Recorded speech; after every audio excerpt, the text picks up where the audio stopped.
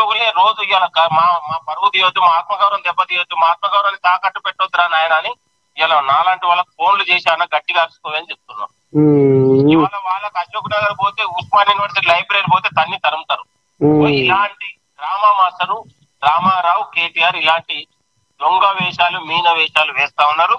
తెలంగాణ ప్రజలు, జూబ్లీహిల్స్ ప్రజలు నమ్మరు. మీరు గుర్తుపెట్టుకోండి, జూబ్లీహిల్స్ లో గెలిచేది కాంగ్రెస్ పార్టీనే. ఇవాళ అభివృద్ధి కోసం ఓట్లు వేస్తా ఉన్నారు, అక్కడ ప్రజాపాలన కోసం వేస్తా ఉన్నారు, మార్పు కోసం వేస్తా ఉన్నారు. 3 సార్లు అక్కడ ప్రజలు నరకం చూపించారు ఇదే ఉన్నటువంటి అభ్యర్థి భర్తతోనే. అనేక ఉన్నటువంటి కాలనీ వాసులకు, జూబ్లీహిల్స్ ప్రజలకు భద్రత లేకుండా రౌడీజంతో, గుండాయిజంతో ప్రజల్ని నయవంచన చేసింది. కాబట్టి ఇవాళ ఒక మార్పును కోరుకుంటారు, మీరు గుర్తుపెట్టుకోండి. కాబట్టి రామారావు, కేటీఆర్ అయినా, కేకే సర్వే అయినా, ఆటో వాళ్ళైనా, ఇంకో వాళ్ళైనా, నిరుద్యోగ వాళ్ళైనా ఇవన్నీ నమ్మరు. ఇవన్నీ కేటీఆర్ కల్పిస్తున్నటువంటి డ్రామాలు. కేటీఆర్ దగ్గరనే ఉన్నటువంటి ఇవన్నీ సృష్టికర్త, కేటీఆర్ సృష్టికర్త. వీటికి రాసి పెట్టుకోండి. ఇవాళ మా కాంగ్రెస్ పార్టీ కార్యకర్తల క్షేత్రస్థాయిలో ప్రతి ఓటర్ని కలుస్తా ఉన్నారు. ప్రజా ప్రభుత్వం వచ్చిన తర్వాత 20 నెలల్లో సాధించిన విజయాలు ప్రజలకు వివరిస్తా ఉన్నాం. ప్రజలు కూడా ఆలోచన చేస్తా ఉన్నారు. ఇవాళ జూబ్లీహిల్స్ అనేది కాంగ్రెస్ అడ్డ, మీరు గుర్తుపెట్టుకోండి. చరిత్ర పీజీఆర్ లాంటి యోధుని కన్నటువంటి బిడ్డ, జూబ్లీహిల్స్ పెద్ద నిర్మించినటువంటి యోధుడు పీజీఆర్. పీజీఆర్ అంటే పేదల దేవుడు. కాబట్టి పీజీఆర్ ప్రతి అణువు, ఆయన పోరాటాలు, ఆయన చేసిన అభివృద్ధి కార్యక్రమాలు అక్కడ ఇక్కడ ఉన్నటువంటి ఇంకా చెదిరిపోలేదు. ఆ జ్ఞాపకాలు, ఆ పోరాటాలు ప్రజలకి ఇంకా తట్టలేవు. కాంగ్రెస్ అంటే అక్కడ పీజీఆర్ గుర్తుకొస్తారు ప్రజలు. కాబట్టి అది కాంగ్రెస్ అడ్డ, అది పీజీఆర్ అడ్డ. ఇప్పుడు ముఖ్యమంత్రి గారి ఒక మంచి అభ్యర్థిని పెట్టాడు. అక్కడ కాంగ్రెస్ అభ్యర్థి పెట్టారు. కాంగ్రెస్ పార్టీకి పట్టం కట్టబోతా ఉన్నారు. 3 రంగుల జెండా ఎగరబోతా ఉంది. మీలాంటి నికార్సైనటువంటి జర్నలిస్టులు, మీలాంటి నికార్సైనటువంటి ఒక ప్రజాస్వామిక వాదులు కూడా అక్కడ కాంగ్రెస్, మీరు ఎట్లా కాంగ్రెస్ వైపు ఆలోచన చేస్తా ఉన్నారు మీ అందరికి తెలుసు అక్కడ. కాబట్టి ఇలాంటి ఎవరు నమ్మరు. మీరు కూడా ధర్మాన్ని, సత్యాన్ని చూపించండి. గత 10 ఏళ్ల పాటు అక్కడ ప్రజలు ఏ రకంగా ఉప ఎన్నికలు వస్తే వేల కోట్ల డబ్బులతోని, మద్యంతోని ఇలా ఫోన్ ట్యాపింగ్లు పెట్టి గతంలో గెలిచారు. ఇప్పుడు మేము ప్రజాస్వామ్యయుతంగా నిజాయితీ గెలుస్తున్నాం. ప్రజలు మా వైపు ఉన్నారు. ధర్మం కాంగ్రెస్ వైపు ఉంది, మీరు గుర్తుపెట్టుకోండి. మేము ఎక్కడ కూడా బెదిరించట్లే. నిజాయితీగా మేము అధికారంలో ఉన్నా, ఇవాళ మా అభ్యర్థి పైన 3 కేసులు పెట్టినా కూడా మేము నిజాయితీగా మేము సమర్థిస్తున్నాం. ఎక్కడ కూడా మేము ఎవరి మీద ఇది కావట్లే. ప్రజాస్వామ్య బద్దంగా మా బిడ్డని గెలుచుకోబోతున్నాం. తెలంగాణ దశ దిశను రేపు మారబోతా ఉంది.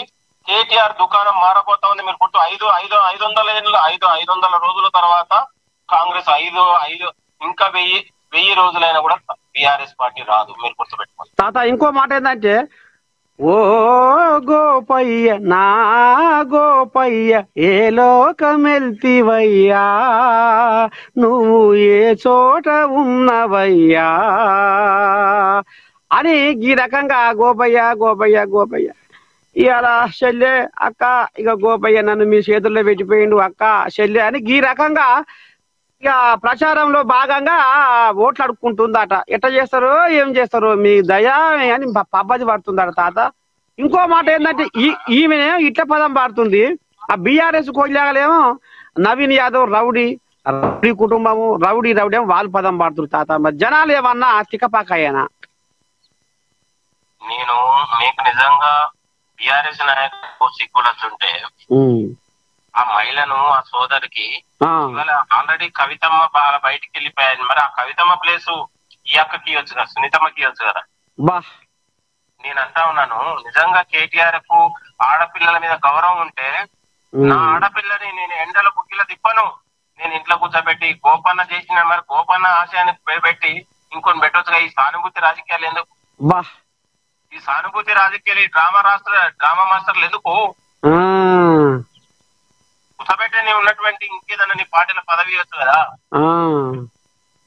కాబట్టి బీఆర్ఎస్, కేటీఆర్ ఎన్ని డ్రామాలు వేసినా, ఎన్ని విష ప్రచారాలు చేసినా, అభ్యర్థి పైన రకరకాల ప్రచారాలు చేసినా ప్రజలు నమ్మరండి. అలా పుట్టబోయే బిడ్డ మా మేనమామ అనుకుంటు, కడుపులో పుట్టబోయే బిడ్డ మా మేనమామ కోటేయమని తల్లిని అడుగుతుంది. ఇవాళ రోడ్ల మీద ఉన్నటువంటి ఇడ్లీ బండి చేసుకునే ఒక అమ్మ నా బిడ్డ వస్తే నా ఇడ్లీ బండి భద్రం అనుకుంటుంది. కొబ్బరి బొండలు కొట్టే అన్న నవీన్ అన్న రావాలనుకుంటున్నాం. మీరు గుర్తుపెట్టుకోండి, కాలనీ వాసులు, బస్తీ వాసులు, సినిమా కార్మికులు, మాకు సినిమాలు షూటింగ్ లేకపోతే మా అన్నం పెట్టిండని వాళ్ళు అన్ని రాస్తాను.